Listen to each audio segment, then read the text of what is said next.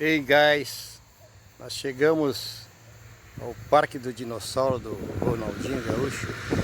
Faz 5 anos que está abandonado. Aqui nós levantamos um drone aqui e captamos algumas imagens por cima. Drone L600 Pro. Tá?